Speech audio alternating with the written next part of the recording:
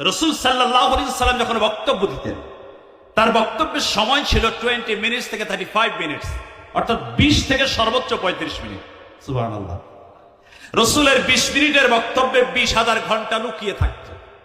রাসূলের 1 মিনিটের বক্তব্য যখন মদ হারামের আয়াত নাজিল হয়, 1 মিনিটের বক্তব্যে যারা মদ খেয়ে ফেলেছিল তারা আঙ্গুল ঢুকিয়ে বমি করে মদকে বের করে দিয়েছে। আল্লাহু আকবার।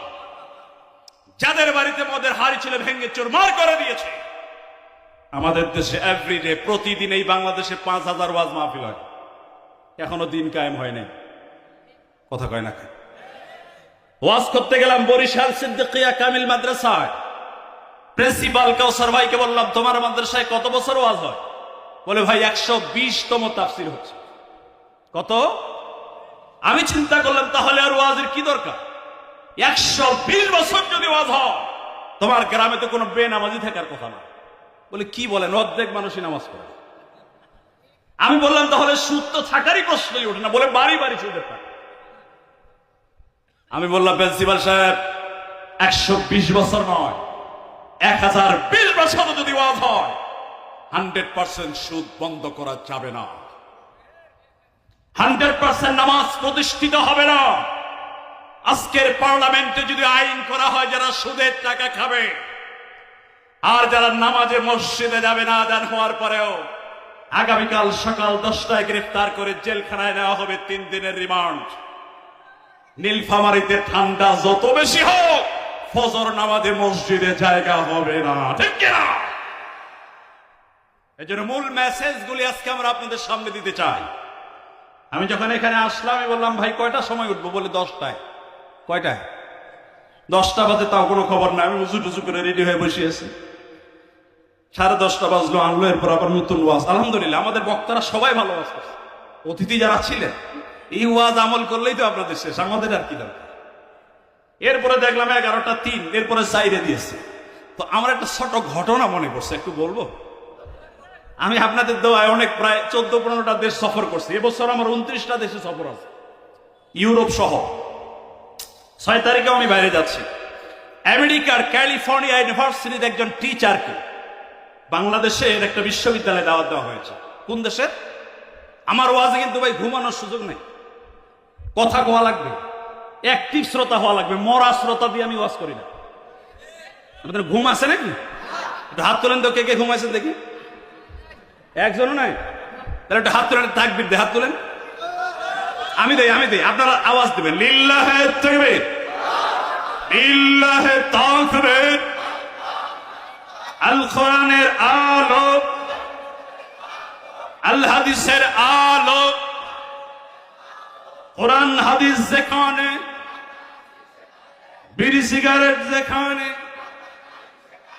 মদ জোয়া যেখানে, লিল্লাহে তাকবীর। কোন দেশের শিক্ষককে দাওয়াত দেওয়া হয়েছে? আমেরিকা। আমেরিকা কোন দেশে?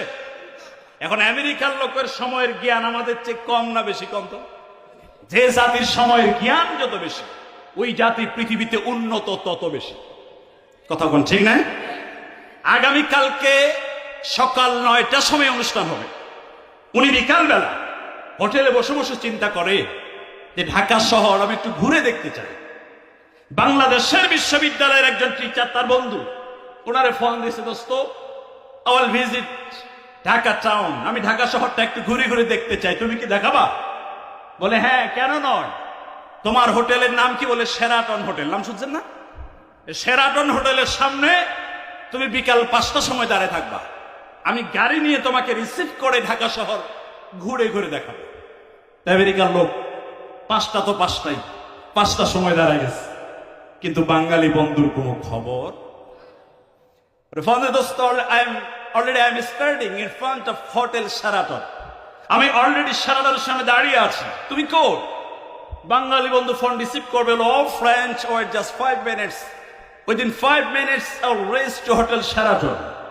5 মিনিটের মধ্যেই আমি হোটেল শেরাটনের সামনে যাব। মাত্র 5 মিনিট দাঁড়াও। কয় মিনিট? কিসের 5? 5 যায়, 10 যায়, 15 যায়, 20 যায়, কোনো খবর। আবারও ফোন দেয়, দোস্ত তুমি কই? বলে, ভাই 5 মিনিট। পাস করতে করতে 40 মিনিট পর আসছে। এখন উনি মিলাইতে পারতেছে না বিষয়টা কি, বললো 5 আসলো 40। কিন্তু আমি এই প্রশ্ন এখন তারে করব না, আগামীকালকে বিশ্ববিদ্যালয়ে যখন আমাকে বক্তব্য সময় দেওয়া হবে জায়গা মতো জবাব দেব। পরের দিন সকালবেলা ইউনিভার্সিটিতে প্রোগ্রাম শুরু হয়ে গেল। প্রধান অতিথির বক্তব্য দিচ্ছেন আমেরিকা থেকে আসা এক শিক্ষক। Hello everybody, a very good morning to you all. This is Mahfuzur Rahman here.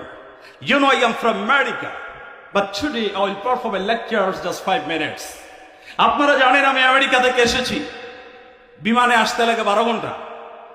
এত দূর থেকে আসার পরেও আজকে আমার বক্তব্য হবে মাত্র 5 মিনিট। কয় মিনিট? এখন আমি যদি বলি ভাই আজকে ওয়াজ হবে মাত্র আমার 5 মিনিট, আপনারা মানবেন? ওরে হুজুর টাকা দিয়ে আনছে, কথা কয় না। যদি আমি জীবনে কোনো কন্ট্রাক্ট করি, ওয়াজ করা আমার ব্যবসা, আমার অনেকগুলি ব্যবসা আছে। আমাকে অ্যাডভান্স দেওয়ার জন্য 10 বার ফোন দিচ্ছে, আমি ফোন রিসিভই করিনি। কথা কি বুঝছেন? আমার কমিটিকে বলি। এখন উনি বলতেছে আমি ওয়াজ করবো মাত্র 5 মিনিট। বিশ্ববিদ্যালয়ের ভাইস চ্যান্সেলর যিনি সভাপতি, উনি মনে মনে চিন্তা করলেন যে বিজনেস ক্লাসে আমেরিকা থেকে বাংলাদেশে যাওয়া আসার ভাড়া হলো 2.5 লাখ করে 5 লাখ, ওরে হাদিয়া দেওয়া লাগবে 5 লাখ। তাহলে 5 আর 5 কত হয়? 10 লাখ। 10 লাখ হাদিয়া দিয়ে যদি 5 মিনিট ওয়াজ করে, তাহলে প্রতি সেকেন্ডের দাম হবে 33,033 টাকা 33 পয়সা। কথা কয় না কেন? কিসের 5?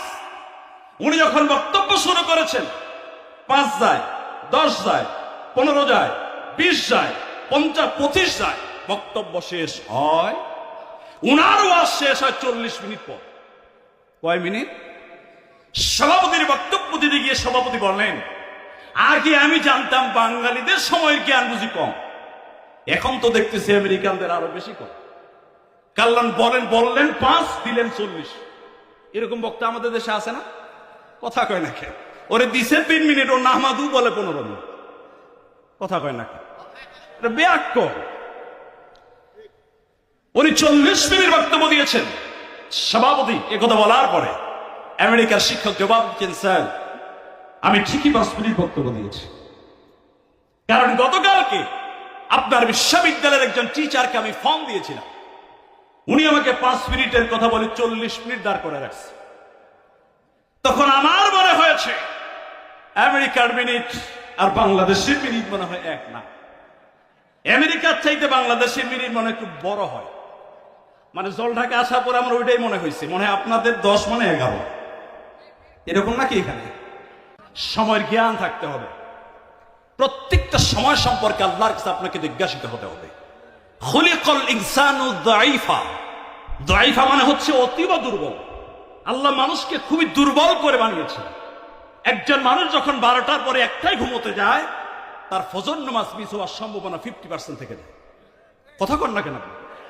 ওয়াজ হলো নফল, নামাজ হলো ফরজ। কিয়ামত পর্যন্ত এখানে বসে ওয়াজ শুনলে 1 রাকাত ফরজ নামাজের সমান হবে না। নামাজ মিস করে ওয়াজ শোনা যাবে না তো ভাই। এই জন্য আমি যতক্ষণ কথা বলবো তথ্যভিত্তিক গবেষণালব্ধ, আপনি শুনবেন, উপকার হবে, কিন্তু একটা লোক উঠা যাবে না। যদি বেশি চাপ দিয়ে বলবেন হুজুর 1 নাম্বার, বেশি বড় হলে 2 নাম্বার, একজন উঠে গেলে হুজুর 3 নাম্বার, আমি বললাম এটা আবার কি? বলে বিড়ি খাবো। আপনাদের এলাকায় তো বিড়ি খোর নেই, এখানেও বিড়ি খোর আছে? কে কে বিড়ি খান একটু হাত তুলেন তো দেখি। এ তো সব আল্লাহর ওলি বসে আছে এখানে, আলহামদুলিল্লাহ কোন রাখে। শুকরিয়া জ্ঞাপন করি আল্লাহ সুবহানাহু ওয়া তাআলার দরবারে যে মহান রব্বুল আলামিন আমাদেরকে বিশ্বনবী মুহাম্মদ রাসূলুল্লাহ সাল্লাল্লাহু আলাইহি ওয়াসাল্লামের উম্মত করে পৃথিবীতে পাঠিয়েছেন। স্পেশাল নিয়ামত আল্লাহ আমাদেরকে দিয়েছেন। গোটা পৃথিবীর সমস্ত জমিনকে উম্মতে মুহাম্মাদের জন্য আল্লাহ নামাজের স্থান মসজিদ বানিয়ে দিয়েছেন। সুবহানাল্লাহ পড়বেন না? উম্মতে মুহাম্মাদের নামাজের কাতারগুলিকে আল্লাহ ফেরেশতার নামাজের কাতারের মতো করেছেন। উম্মতে মুহাম্মাদের জন্য কুরবানির গোশত খাওয়া হালাল করে দিয়েছেন। কুরবানির গোশত খাওয়া হালাল, এজন্য আপনারা খুশি না বেজার? আলহামদুলিল্লাহ পড়বেন না? গোশত খাওয়া না গেলে আপনারা কোরবানি দিতেন? কি বলে দিবেন? দিতাম, তবে এখন যেভাবে দেই হয়তো বা সেভাবে দিতাম না, কারণ কোরবানি দেওয়াটা কার নির্দেশ? সাল্লি লিরাব্বিকা ওয়ান, রবের উদ্দেশ্যে তোমরা নহর করো। এই যে কোরবানি চালু হয়েছে এটা কখন থেকে বলেন তো? আহা, কথা কোয়া লাগবে তো। ওয়াতলু আলাইহিম নাবা ইবনাই আদম বিল হক। হে রাসূল, আপনি আদমের দুই পুত্রের কোরবানির কথা মানুষকে তেলাওয়াত করে শুনিয়ে দিন। এই আয়াত আমাদেরকে শিক্ষা দেয় পৃথিবীতে প্রথম কোরবানি চালু হয়েছে আদম আলাইহিস সালামের দুই পুত্র হাবিল আর কাবিল থেকে। কথা থেকে? তাফসীরে ইবনে কাসির আয়াতের ব্যাখ্যা করতে গিয়ে বলেন, হাবিল আর কাবিলের কোরবানি আর বর্তমান জামানার কোরবানি কিন্তু একরকম নয়। সে সময় কোরবানির বস্তুকে পাহাড়ের উপরে রেখে আসা হতো, যার কোরবানিটা কবুল হতো আসমান থেকে আগুন এসে তার কোরবানিকে জ্বালিয়ে ভস্ম করে দেওয়া হতো, আর যারটা কবুল হতো না তারটা আগের মতোই রয়ে যেত। তার মানে বোঝা যেত কারটা কবুল হয়েছে আর কারটা হয় নাই। এখন কি বোঝা যায়? এখন বোঝা যায় না। আমি চিন্তা করি, আল্লাহ, ওই সিস্টেমটা যদি এখনো বাংলাদেশে চালু থাকতো, এই বাংলাদেশের কত বড় বড় লিডার যে ধরা খেয়ে যেত আল্লাহই ভালো জানে। কথা কয় না কেন? কারণ সুদের টাকা আছে না নাই? এদিকে তো সুদ চলে না মনে হয়। ঘুষের টাকা আছে না না? রাস্তার টাকা মেরে হজে যায় এরকম নেতাও আছে না না? কাবার গেলাপ ধরে দোয়া করে, আল্লাহ, জীবনে অনেক টাকা মেরেছি, এবারের জন্য মাফ করে দাও। আল্লাহ কয়, তুই টাকা মারিস নি, ইফা মারি আর মাপ চাইছ সৌদি আরবে। টাকা মারছে কোথায়? অনেক হাজী সাহেব বাংলাদেশে আছে, 3 বার 5 বার পর্যন্ত হজ করেছে। পঞ্চমবারে হজ থেকে আসার পরে তার যত জমি আছে সব জমিগুলি ছেলেদেরকে লিখে দেয়, আর মেয়ে যারা আছে মেয়েদেরকে শুধু দোয়া দেয়। রাগ করতেছে বুঝি আপনারা? এরকম হাজী সাহেব আছে না? মেয়েকে দোয়া দিবা কেন? লিদ্দাকারে মিসলু হাযযিল উনসায়াইন। ছেলে যা পাবে মেয়ে তার অর্ধেক পাবে। কার ওয়াদা? একটু জোরে কয় না কেন? কার ওয়াদা? আল্লাহর ওয়াদা। তোমার মেয়ে যদি মাফ করে দেয় তুমি বেঁচে গেলা, আর মেয়ে যদি মাফ করে না দেয় 100 বার হজ করলেও কাল কিয়ামতের দিন আল্লাহর আদালতে আসামির কাঠ খড়ায় দাঁড় করানো হবে। হক্কুল ইবাদ, বান্দার হক, এটা খুবই কঠিন। স্পেশাল মর্যাদা উম্মতে মুহাম্মাদীর। এজন্য তাদের স্পেশাল বৈশিষ্ট্য হচ্ছে তারা প্রত্যেকটা কাজ আল্লাহর নামে বিসমিল্লাহ দিয়ে শুরু করবে। সুবহানাল্লাহ। আজকে থেকে প্রতিটি কাজ আমরা কার নামে শুরু করব? বিসমিল্লাহ বলে। কি বলে জোরে বলেন তো? আমার সাথে বলেন। খাবার শুরুতে কি পড়বেন? কাজের শুরুতে কি পড়বেন? স্ত্রীকে পিটানোর শুরুতে কি পড়বেন? অনেক পুরুষ আছে বউকে গরুর মতো পিটায়। কি বলেন, ঠিক না? বিসমিল্লাহর কত পাওয়ার!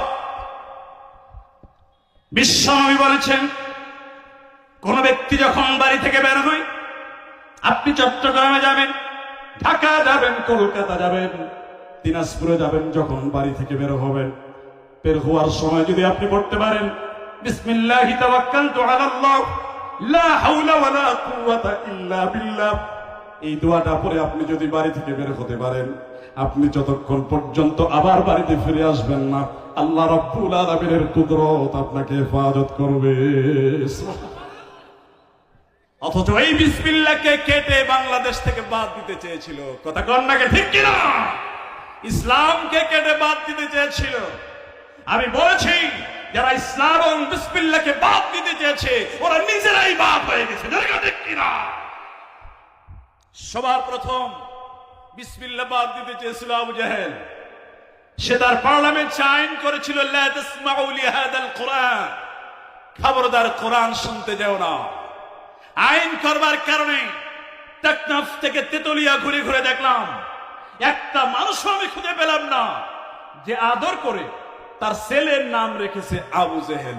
আপনাদের এলাকায় বুঝি এই নামে কেউ আছে? চাঁপাইনবাবগঞ্জে ওয়াজ করতে গেলাম, ওয়াজের পরে একজন এসে বলে, হুজুর একটু দোয়া করে দেন তো, আমার নাম কিন্তু জিব্রাইল। কি নাম? আরেকজন এসে বলে, হুজুর আমার নাম মিকাইল। আমি তো মনে মনে ভয় পেয়ে গেলাম, আল্লাহ, জিব্রাইলও আছে মিকাইলও আছে, এখন যদি আজরাইল আসে তো বিপদ আছে। আবু জেহেল নাম রাখা তো দূরের কথা, ওর নাম নিতে পর্যন্ত পৃথিবীর মানুষ ঘৃণা করছে। কথা কন না কেন? একটাই কারণ, সে কোরআনের আওয়াজকে বন্ধ করতে চেয়েছিল। আমরা দেখেছি স্বৈরাচার শাসক গত 17 বছর ধরে এই বাংলাদেশে অসংখ্য আলেমকে হত্যা করেছে, অনেক কোরআনের মাহফিল বন্ধ করেছে, কোরআনের আওয়াজকে স্তব্ধ করেছে। এজন্য আবু জাহেলের মতো ওই ডাইনির নাম আইনটা ওই দেশের মানুষ ঘৃণা করবে। আবু জাহেল, আবু লাহাব, এরপরে ফেরাউন। ফেরাউন তার পার্লামেন্টে আইন চালু করেছিল, ইউযাব্বিহু আবনাআহুম ওয়া ইস্তাহয়ী নিসাহুম, আমার দেশে যত পুত্র সন্তান জন্মগ্রহণ করবে জবাই করে হত্যা করে দাও, আর যত কন্যা সন্তান জন্মগ্রহণ করবে জীবিত রাখো। আইন করেছে ফেরাউন। আল্লাহ ওই আইনটা কোরআনুল কারিমে কোট করে রেখেছে। সূরা সাফ 20 নম্বর পারা 4 নম্বর পৃষ্ঠা, কসস 4 নম্বর আয়াত, যাতে কিয়ামত পর্যন্ত পৃথিবীর মানুষ শিক্ষা অর্জন করতে পারে। ৭০,০০০ বাচ্চাকে ফেরাউনের বাহিনী জবাই করে হত্যা করেছে। উদ্দেশ্য ছিল মূসা যাতে দুনিয়াতে আসতে না পারে। আল্লাহ কয় তোর বাড়িতে পাঠাবো, তোর কোলে পিঠে করে মানুষ করাবো। সুবহানাল্লাহ করবেন না? আল্লাহ কি সেটা করেন নাই? কথা কয় না, কে করেন নাই? ঢাকা বিশ্ববিদ্যালয়ে শিবির নিষিদ্ধ করা হয়েছে, আজকে সেখানেই শিবির বিজয় লাভ করেছে। ছোট্ট বাচ্চা ফেরাউন, ছোট্ট বাচ্চা মূসা ফেরাউনের বাড়িতে গেছে। ছেলে মেলে তো নাই, বাচ্চা কোলে নিয়ে একটু আদর করে সাপটা চুমা দেই। বাচ্চার বয়স হলো 6 মাস। এক থাপ্পড় বসাই দিয়েছে গালের উপরে। ফেরাউন চিন্তা করে ঘটনা কি রে, বয়স 6 মাস কিন্তু থাপ্পড়ের পাওয়ার তো 60 বছর। কথা কয় না কে ভাই? আমাদের ছেলেরা কি করেছে দেখেছে? ডাকসু রাকসু চাকসু সব জায়গায় মাথা করতে ইচ্ছা করে আপনাদের। বয়স কম হইলে কি হবে? পাওয়ার আছে। ও চিন্তা করে বাচ্চার বয়স 6 মাস, পাওয়ার 60 বছরের মতো। How is it possible? এটা কি করে সম্ভব? সবারই মাথা কিন্তু এখন খারাপ। কথা কন না কেন? মাথা খারাপ, সব উল্টো পাল্টা শুরু হয়ে গেছে। কি কবে কুল পাচ্ছে না। প্রধান উজির, কষ্ট হচ্ছে আপনাদের? কষ্ট হলে বলেন, আমি কিন্তু শেষ করি। কোরআনের সাথে আমরা বর্তমান অবস্থা মিলাবো। কথা কন নাকি? এটা তো আসল ওয়াজ। এরপরে প্রধান উজির হামানকে ডেকেছে, হামান এদিকে আয়। ঘটনাটা কি, বিষয়টা কি? বিজয় হওয়ারও তো একটা সিস্টেম আছে। কথা কয় নাকি? এটা কেমনে হয়? এত ছোট বাচ্চা এত পাওয়ারফুল থাপ্পড় দেখেন। হামান ডেকে বলে, স্যার আপনি কি বলেন? এরকম 6 মাসের বাচ্চাকে কোলে নিলে 2-4টা থাপ্পড় তেমনি খাওয়া। বাচ্চা কোলে নেবেন, চশমা টানবে, থাপ্পড় দিবে, দাড়ি টানবে, এটাই তো বাচ্চার খাসা। ফেরাউন ডেকে বলে, হামান তা তো বুঝলাম, কিন্তু ও যে কি জিনিস আমারে খাওয়াইছে তুই তো তা বুঝিস নাই। বিশ্বাস করেন, বিশ্বাস করেন, পৃথিবীতে যত জালেমকে আল্লাহ দুনিয়া থেকে বিদায় করেছেন, কোন জালেমকে আল্লাহ বড় কোন শক্তি দিয়ে বিদায় করেন নাই। আল্লাহ নমরুদকে বিদায় করেছেন মশা দিয়া, তাও ল্যাংড়া মশা। কথা কন না কেন আপনার? মশার ওয়াজ আমি শোনাবো, আমার একটা গবেষণা আছে। শুন, 12টার পরে শুনবেন নাকি তার আগে শেষ করবো? আচ্ছা শোনেন, একটু বলিয়া। ল্যাংড়া মশা দিয়া বিদায় করছে নমরুদকে। আবাবিল পাখি দিয়া, যারা কাবা ধ্বংস করতে আসছে, পাখি দিয়া বিদায় করেছে। আর 17 বছরের জালেমকে বিদায় করছে নাবালেগ বাচ্চা দিয়া। কথা এখান থেকে শিক্ষা অর্জন করতে হবে। যেই জালেমদেরকে আল্লাহ নাবালেগ বাচ্চা দিয়া বিদায় করতে পারে, ওই জালেমের পথ যদি কোন দল, কোন গোষ্ঠী, কোন ব্যক্তি আগামীতে অনুসরণ করে, তাদেরকে আল্লাহ বিতাড়িত করে দেবে। ঠিক কিনা?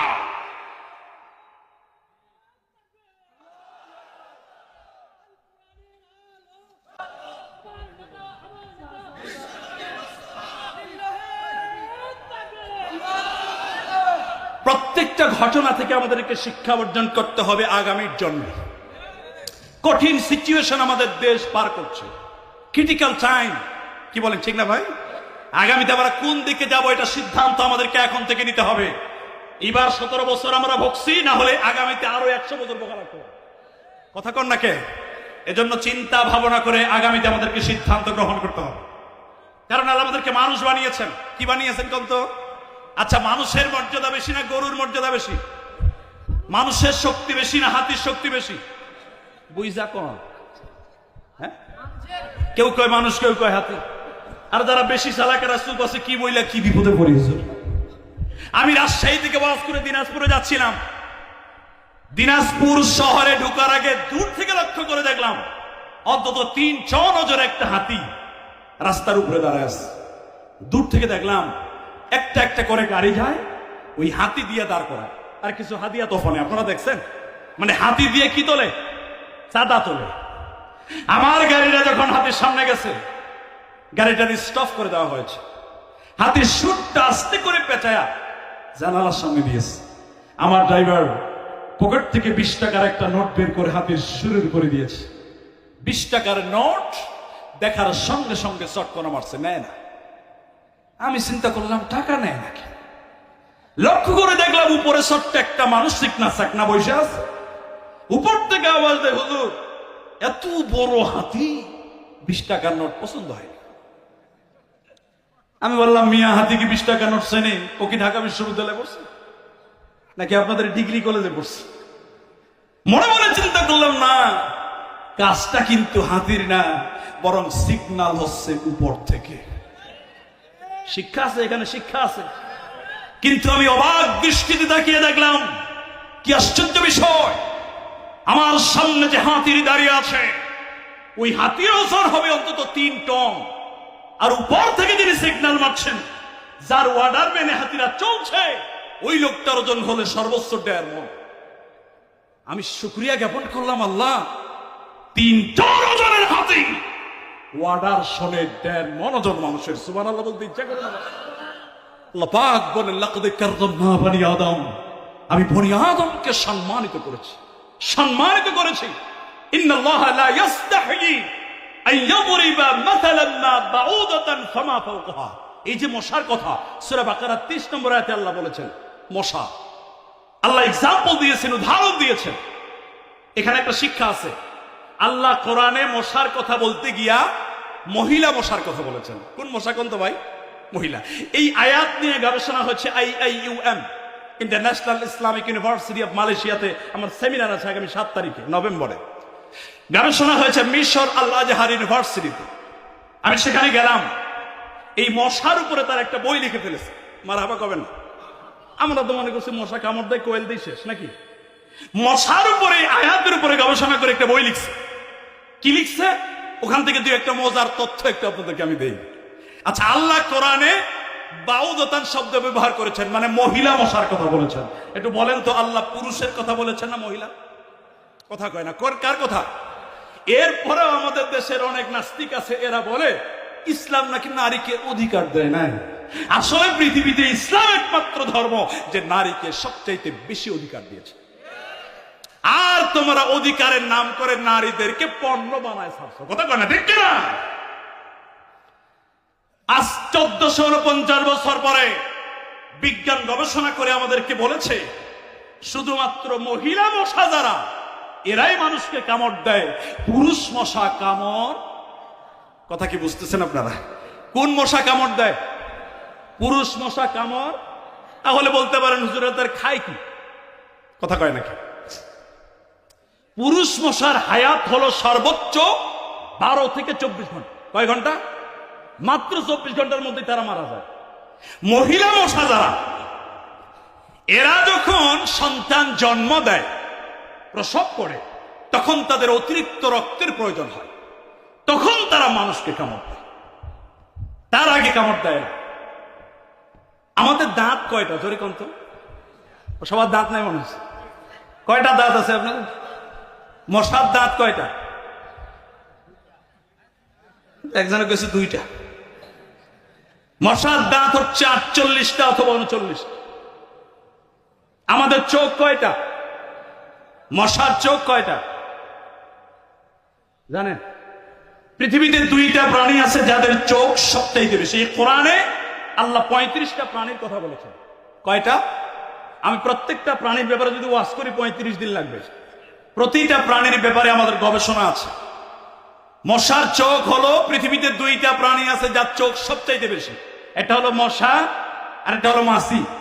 এই 2টা প্রাণীর পুরো বডির মধ্যে আল্লাহ চোখ দিয়েছেন 100টা। আল্লাহু আকবার কবেন না? এজন্য মাছি দেখবেন মারার আগেই নাই। কথা কয় না? চারদিকে চোখ। মশা সবাইকে সমান কামড় দেয় না। 2 বন্ধু একসঙ্গে বসে মাঠে গল্প করছে, একজন বলে দোস্ত এত মশা, আরেকজন বলে কই আমারও তো কামড় দেয় না। এরকম হয় নাকি হয় না? আমি ঢাকা থেকে ওয়াজ করার জন্য ফরিদপুরে যাচ্ছি। ড্রাইভারকে বললাম এক বন্যা পানি নিয়ে এসে আমি একটু টয়লেট করবো, একটা মসজিদের সামনে দাঁড়াও। মসজিদের সামনে দাঁড় করালো, মসজিদের পিছনে টয়লেট গাছপালা ভরা, বদনা নিয়ে সেখানে গেলাম। 5 মিনিট পরে বের হয়ে দেখলাম ড্রাইভার ওই আধা কিলোমিটার দূরে কি দাঁড়ায় আছে। আমি বললাম ভাই ঘটনা কি, এত দূরে কেন?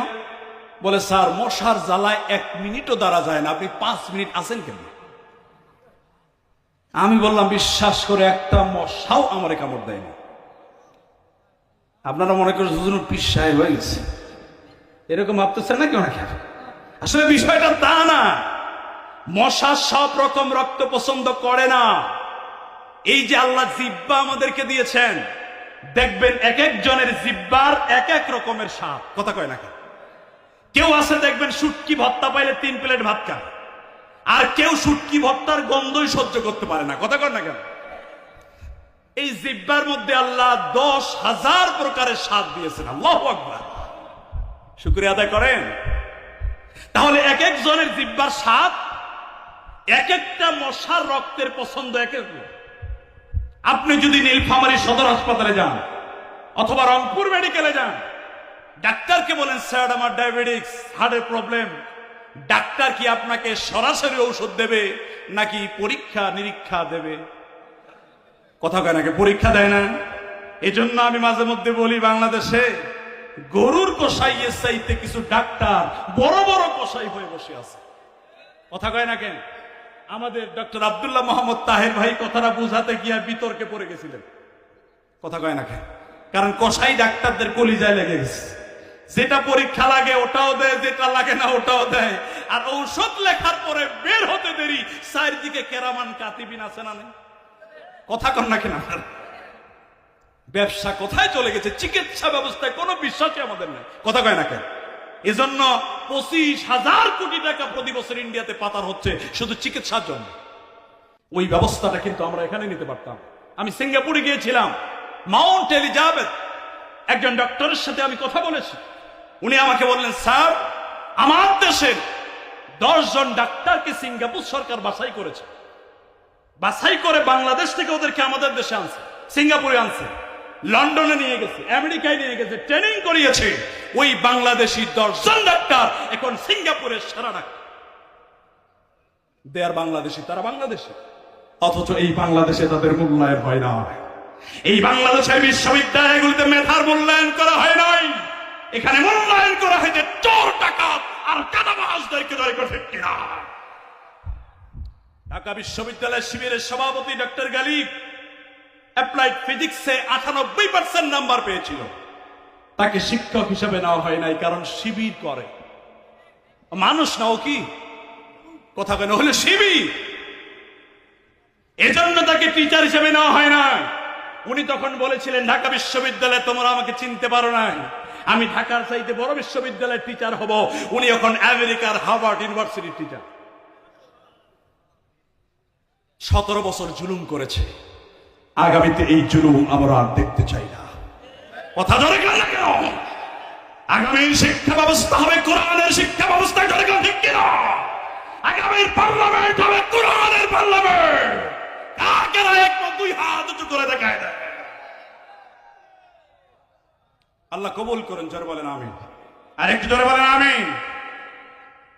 মশার শরীরের ভিতরে আল্লাহ সুবহানাহু ওয়া তাআলা এমন একটা যন্ত্র সেটআপ করে দিয়েছেন, মশা যদি কোনো মানুষের শরীরে পড়ে, পড়ার সাথে সাথে টের পায় এই লোকটার রক্ত এ পজিটিভ না ও নেগেটিভ, পড়ার সাথে সাথে টের পায়।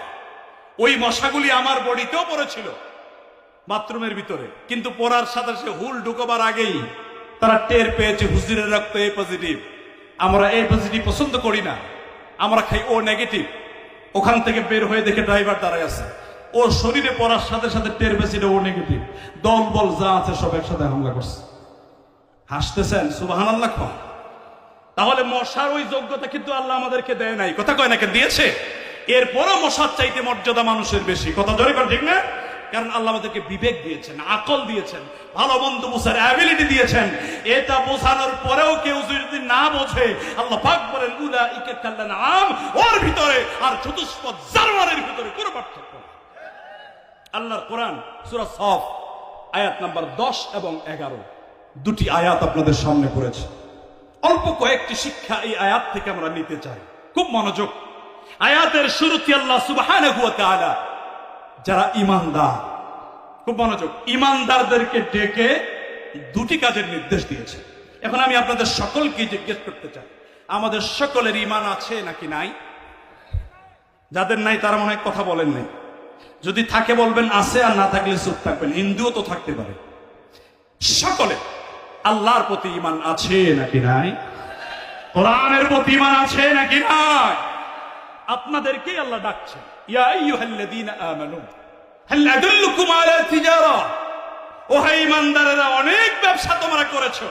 কেউ প্যান্ডেলের ব্যবসা, কেউ মাইকের ব্যবসা, কেউ মুদির দোকানের ব্যবসা, কেউ চাউলের ব্যবসা, আবার 90% মুসলমানের দেশে অনেকে আবার ভণ্ড পীর মুরিদির ব্যবসা। কথা হয় না? ভণ্ড পীর বাংলাদেশে আছে না? আমি কি এমন একটা ব্যবসার কথা তোমাদেরকে বলবো যেই ব্যবসাটা করলে জাহান্নামের কঠিন আগুন থেকে তোমরা মুক্তি পেয়ে যাবে? সুবহানাল্লাহ পড়বেন না? ওই ব্যবসাটা হবে আল্লাহর সাথে। জোরে বলেন তো কার সাথে? একটু জোরে বলেন কার সাথে? আল্লাহর সাথে ব্যবসা করতে আপনাদের কোনো অসুবিধা আছে? কোনো লস হওয়ার সম্ভাবনা আছে? কোন টাকা মাইক যাওয়ার টেনশন আছে? আল্লাহ পাক বলেন কি ব্যবসা? তুমিনুনা বিল্লাহি ওয়া রাসূলি। এজন্য তাফসীর একটু আগের রাতে শুনতে হয়, কারণ এখন তো ব্রেন একটু ড্যামেজ হয়ে এসেছে। বিজ্ঞান আমাদেরকে বলে রাত 10টা যখন বেজে যায়, হিউম্যান ব্রেইন, মানুষের ব্রেইন থেকে তখন একটা রস বের হয়, হরমোন নিঃসরণ হয়। এটা হলো ঘুমের হরমোন। এটা রাত 10টা থেকে রাত 3টা পর্যন্ত বের হয়। এজন্য ঘুমের আদর্শ টাইম হলো রাত 10টা থেকে রাত 3টা। রাসূল 10টার আগে ঘুমাতেন, 3টার সময় উঠে তাহাজ্জুদের নামাজে দাঁড়িয়ে যেতেন। আর আমাদের মডার্ন সিভিলাইজেশন, আধুনিক সভ্যতার এই যুগে ফেসবুক শরীফে ঢুকলে রাত 3টা বেজে যায়। কথা কয় নাকি যুবকরা? মানে টিপা যে শুরু হয়, চলতে আছে শয়তানের বক্স। রাত 10টা থেকে রাত 3টা এই টাইমে আমরা ঘুমাই না। এই জন্য ব্রেন স্ট্রোক বেশি হয়, হার্ট অ্যাটাক হয়, ডায়াবেটিস হয়, ব্লাড প্রেশার হয়। কথা কর না কেন? এখন তাফসীরটা একটু কম ঢুকবে, এজন্য সহজে ভাবে আমি সেভাবে বলছি। আল্লাহ পাক ঈমানদারদেরকে ডেকে বললেন, ঈমানদারেরা শোনো, তুমিনুনা বিল্লাহি ওয়া রাসূলি, তোমরা ঈমান আনো আল্লাহর প্রতি এবং রাসূলের প্রতি। বুঝে থাকলে আমাকে জবাব দেন, আল্লাহ ঈমান আনতে কাদেরকে বললেন? ঈমানদারদেরকে না কাফেরদেরকে? সবাই বুঝেননি? বুঝে ঈমান আনতে কাদেরকে বললেন? ঈমানদারদেরকে বললেন। এখন আপনি বলতে পারেন, হুজুর আমার তো ঈমান আছে, আমি তো গরু খাই। ইন্ডিয়াতে গেলাম 2017 সালে, মুফতি আমির আমদার সহ আমার ক্লাস ফ্রেন্ড ইউনিভার্সিটি। আমাদের ড্রাইভার ছিল, তার বাড়ি হলো বিহার। বিশ্বাস করেন, ও আমাদেরকে ওয়াজে নিয়ে যায়। আমি ওরা জিজ্ঞেস করলাম, তুমি কি মুসলিম নাকি হিন্দু? বলে, স্যার কি বলেন, আমি তো খাঁটি মুসলমান, আমি নিয়মিত গরু খাই, আমার আগাও কাটা। আমি বললাম, তুমি একটু কালেমা শাহাদাটা আমাকে পড়ে শোনাও। ওই ড্রাইভার কালেমা শাহাদা আমাকে পড়ে শোনাতে পারে নাই। আজকে ভারতের মুসলমানদেরকে মারা হয়, চেচনিয়া, বসনিয়া, ফিলিস্তিন, আরাকান মুসলমানদেরকে মারা হয়।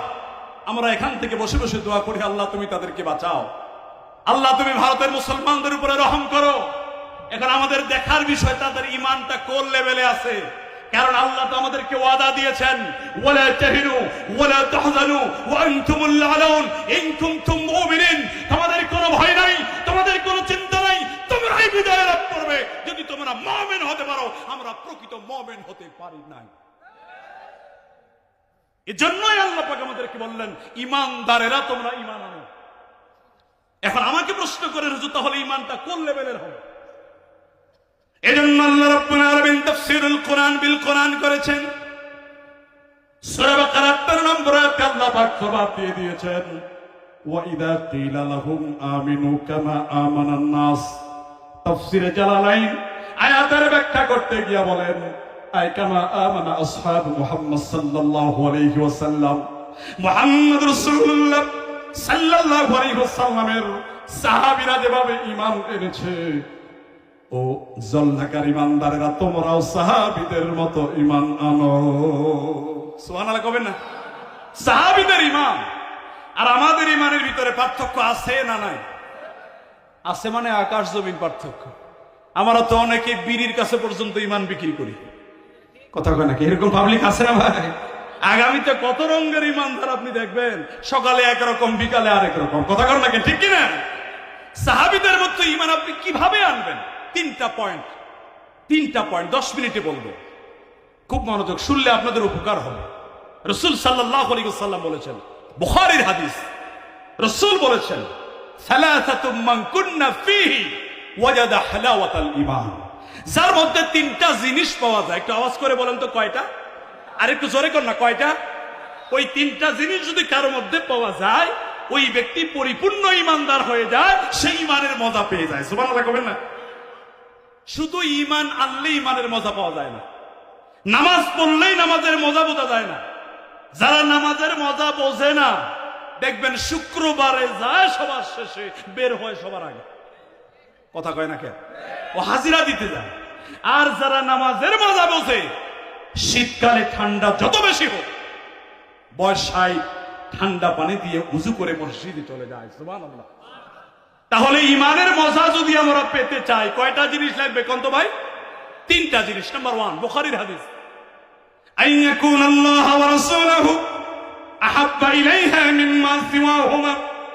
যে ব্যক্তি ইমানের মজা পেতে চায়, ওই ব্যক্তির অন্তরের ভিতরে এই দুনিয়ার সব কিছুর চাইতে আল্লাহ এবং তার রাসূলের ভালোবাসা বেশি হয়ে যায়। বিশ্বকাপ ফুটবল খেলা যখন হয়, কারো বাড়ির সামনে দেখবেন আর্জেন্টিনার পতাকা। যুবকরা একটু কথা কর, ঠিক না? কারো বাড়ির সামনে ব্রাজিলের পতাকা, কারো গায়ে মেসির 10 নম্বর গেঞ্জি। কথা কয় না কেন? কারো চুল কাটার স্টাইল রোনালদিনহোর মতো। কথা কয় না কে ভাই? তার মানে মেসির গেঞ্জি বইরা আর্জেন্টিনার পতাকা টাঙায়া তার মতো স্টাইল করে চুল কাইটা তুমি প্রমাণ করতে চাও তুমি আর্জেন্টিনার ভক্ত। কি আমি কি কথা মিথ্যা বলতেছি? তুমি যদি রাসূলের ভক্ত হয়ে থাকো, তোমার মাথা থেকে পায়ের পাতা পর্যন্ত, তোমার রান্নাঘর থেকে পার্লামেন্ট পর্যন্ত রাসূলের আদর্শ বাস্তবায়ন করার জন্য প্রয়োজনে তুমি জীবন দিয়ে দিবে। জোরে কোন ঠিক কিনা? আমরা মুখে মুখে আশিকে রাসূল, কিন্তু কাজে কর্মে রাসূলের আদর্শের বিরোধিতা করি। তোমাকে প্র্যাকটিক্যাল প্রমাণ করতে হবে তুমি রাসূলকে ভালোবাসো। আমার জল ঢাকার ইমানদারেরা, আপনার আমার নেতা বিশ্ব নবী, বিশ্ব নেতা, তিনি তো আমাদের মতো নেতা নয় যে নিজে বাঁচলে বাপের নাম। একাই ভারতে চলে গেল, একটা নেতারও খবর নিল না। কথা কয় না কেন? ঠিক না?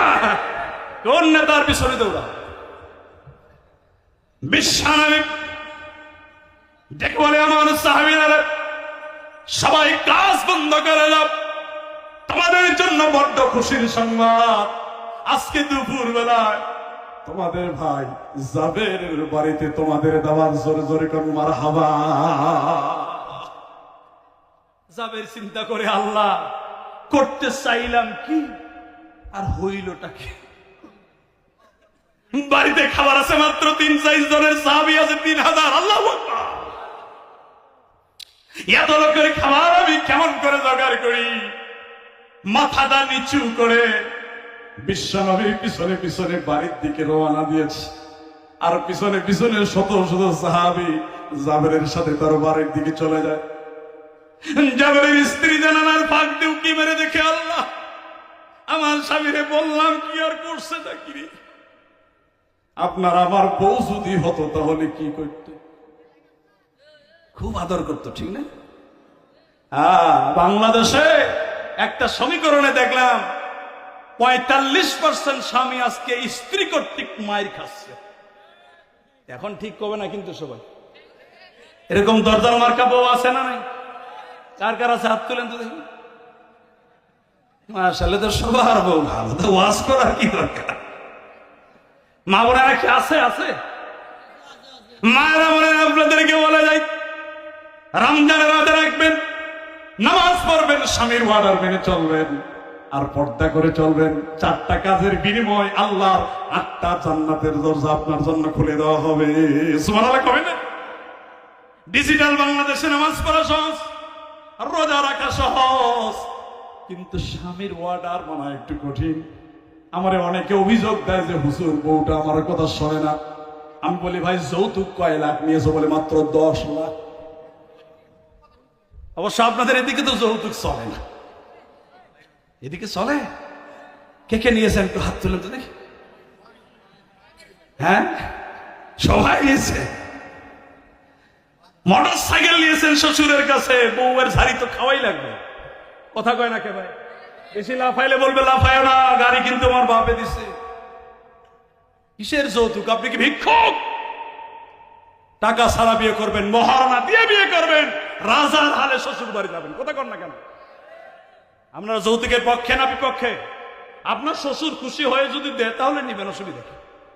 কিন্তু দাবি করে জোর করে আদায় করা যাবে? আমরা তাহলে যৌতুক নেব। কে কে রাজি? হাত তুলেন দেখি। অসুবিধা নেই। আরে ও তো ছেলে মেয়েদেরকে নেওয়া হবে না। কথা কন নাকি? ঠিক না? নাতিপুতিদেরকে নেওয়া হবে না। আমরা যৌতুকের বিরুদ্ধে। আর মা বোনদেরকে বলবো, শোনেন, আল্লাহ মহারণা ফরজ করেছেন, যৌতুক হারাম করেছেন। আপনারা যে বেপর্দায় চলা শুরু করেছেন, যৌতুক ছাড়া তো বিয়ে হবে না। কথা কয় না কে? পর্দা করা লাগবে। কারণ পর্দায় থাকে যেটা বেশি, তার মর্যাদা বাড়ায় কে? কি মর্যাদা আল্লাহ আপনাদেরকে দিয়েছেন। রসুল যেদিন, শোনেন, রসুল যেদিন মেরাজের রাতে, সুবহানাল্লাহ, রসুল সাল্লাল্লাহু আলাইহি ওয়াসাল্লাম সশরীরে তিনি জান্নাতে প্রবেশ করেছেন। আল্লাহ নবী জান্নাতের ভিতর দিয়ে হাঁটছিলেন। বিশ্ব নবীর কানের ভিতরে একজন সাহাবীর কোরআন তেলাওয়াতের আওয়াজ ভেসে এসেছে। জান্নাতের ভিতরে আল্লাহর নবী ডেকে বলেন, ও জিবরাইল, এই জান্নাতের ভিতরে কোরআন তেলাওয়াতের আওয়াজ আমি পাচ্ছি, নিশ্চয়ই আমার কোন সাহাবী হবে। জিবরাইল জলদি করে বলে দাও, আমার কোন সাহাবী জান্নাতের ভিতরে কোরআন তেলাওয়াত করে? হযরত জিবরাইল ডেকে বলে, এটা হলো নুমান বিন সাবিত রাদিয়াল্লাহু তাআলা আনহু। অথচ নুমান বিন সাবিত তখনও মৃত্যুবরণ করেন নাই, তিনি দুনিয়াতে জীবিত আছেন। সুবহানাল্লাহ কবেন। আল্লাহর নবীর ইন্তেকালের 13 বছর পরে তিনি মৃত্যুবরণ করেছেন।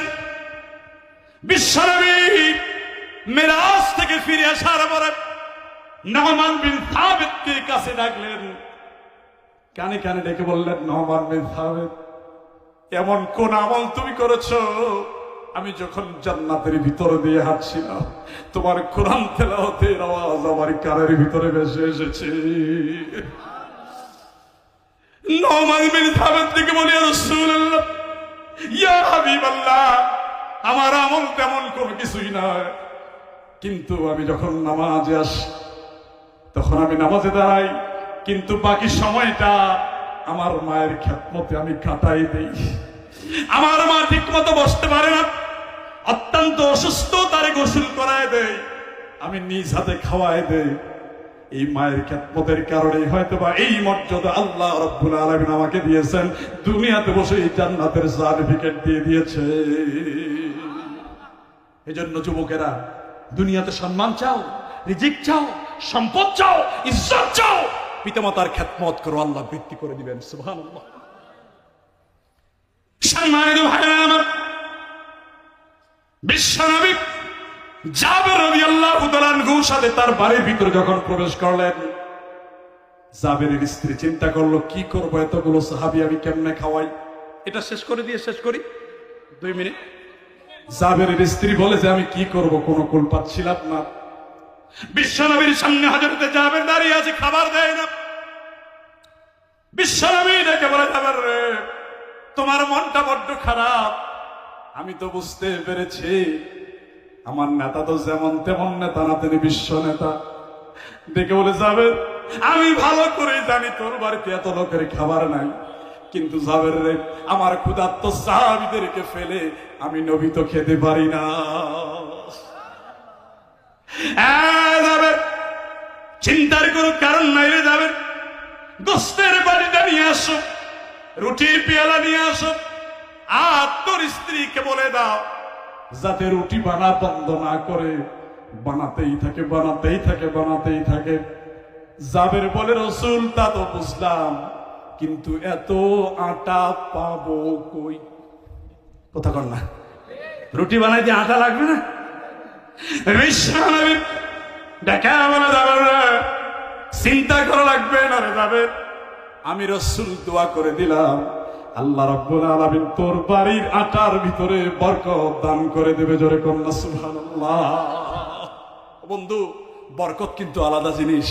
একজনের বেতন পায় 2 লাখ, ফ্যামিলি চলে না, আরো ঘুষ খাওয়া লাগে 3 লাখ, কথা কর না কেন? আরেকজনের বেতন পায় 10,000, খুব সুন্দর ফ্যামিলি চলে। বাংলাদেশে যত কম বেতনের চাকরি ইমাম আর মুয়াজ্জিনের, কথা কয় না? দারোয়ানের বেতন 15,000, মুয়াজ্জিনের 1300। কয়শো? ওকে চুরি করবে? এটা আমাদের জন্য দুর্ভাগ্য। এই জন্য আমরা চাই আগামী সংসদ হবে কোরআনের সংসদ, যেখানে ইমামদের মর্যাদা দেওয়া হবে। জোরে কোন ঠিক কিনা? বরকত আলাদা জিনিস। রুটি বানানো শুরু হয়ে গেল, রুটি বানাতে বানাতে রুটির স্তূপ হয়ে গেল, বিশ্বনবীর সামনে রুটি আর গোস্ত পরিবেশন করে দেওয়া হলো। আল্লাহ নবী ডেকে বলে, জাবের এবার আল্লাহর নামে বিসমিল্লাহ বলে বন্টন শুরু করে দাও। হযরত জাবের বলে, ওয়াল্লাযী নাফসী বিয়াদিহি, ওই আল্লাহর নামের কসম করে বলি যার হাতে আমার জীবন। রুটি আর গোস্ত যখন বন্টন শুরু করে দিলাম, বন্টন করতে করতে করতে করতে খন্দকের সাহাবীরা পেট ভর্তি করে খাবার পরেও আমি গোস্তের পাটি আর রুটির পাটির দিকে লক্ষ্য করে দেখলাম একটা গোস্ত আর একটা রুটি ওজন কমে যায় নাই। তাহলে সবচেয়ে বেশি ভালোবাসতে হবে রাসূলকে এবং আল্লাহকে। কত জোরে কোন ঠিক কিনা? ওয়া ইউহিব্বুল মার'আ লা ইউহিব্বুহু ইল্লা লিল্লাহ। যে ব্যক্তি ঈমানের মজা পেতে চায়, সে যদি কাউকে ভালোবাসে আল্লাহর জন্য ভালোবাসবে। সুবহানাল্লাহ। কারো সাথে শত্রুতা করবে, আল্লাহর জন্য শত্রুতা করবে। ওয়া আন ইয়াকরাহা আন ইয়াউদা ফিল কুফরি কামা ইয়াকরাহু আন ইয়াকযাফা ফিন নার। আগুনে নিক্ষিপ্ত হওয়াকে আপনি যেমন অপছন্দনীয় মনে করেন, ঈমান আনার পরে টাকার বিনিময়, ক্ষমতার বিনিময়, সম্পদের বিনিময় ঈমান থেকে বিচ্ছিত হওয়াকে আপনি তেমন অপছন্দনীয় মনে করবেন। যেই দৃষ্টান্ত আমাদের ইসলামী আন্দোলনের সিপাহ সালাররা দেখিয়ে গিয়েছেন, তারা ফাঁসির রশিকে ফুলের রশি মনে করে গলায় পেঁচিয়েছেন, বাতিলের সামনে মাথা নত করেন নাই। যেরকম ঠিক কিনা? এজন্য আগামীতে এই পরীক্ষা আমাদেরকে দিতে হবে। ওই পরীক্ষা আমাদের সামনে আসছে, আমরা কোনো কিছুর বিনিময়ে ঈমানকে বিক্রি করতে চাই না। যেরকম ঠিক কিনা? আল্লাহ আমাদেরকে সেই ঈমান দান করে দিক। জোরে বলেন আমিন। আরেকটু জোরে বলেন আমিন। আজকের এই মাহফিল, আজহারুল ভাই, আরেকজনকে সুজন জি, এই যে বিশেষ করে আজহারুল সাহেব আমাকে এখানে দাওয়াত দিয়েছিলেন, এরপরে সুজন ভাই সহ এই যে যুবক শ্রেণীরা এত সুন্দর তাফসীর আপনাদেরকে উপহার দিয়েছেন, এই জন্য আপনারা খুশি না বেজার? কন্ত খুশি না? এই মাহফিল যাতে প্রতি বছর হয়, এটা আপনারা চান না? কথা কন না কেন? চান না? তারা বলেছে একটা সুদ মুক্ত সমিতি তারা গঠন করেছে। আল্লাহ যেন এই সমিতির মধ্যে বরকত দেয়। জোরে বলেন না আমিন।